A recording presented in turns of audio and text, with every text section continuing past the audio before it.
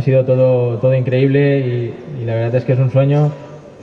Seguimos en una nube, la verdad es todo un acúmulo de emociones.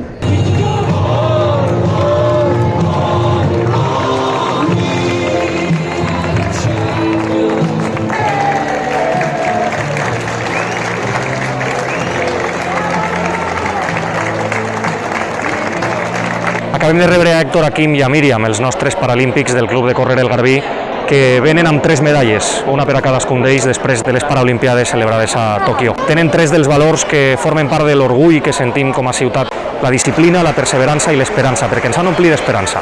També l'exemple que donen a generacions de xiquets que els miren com a exemple. Exemple esportiu, però també exemple de superació de vida. Ells, els seus entrenadors, el seu club, orgull de Gandia, orgull per a nosaltres. La veritat és que ha sigut espectacular, arribar a casa una altra volta, veure tanttíssima gent recibint-te, ha sigut un acúmul d'emocions.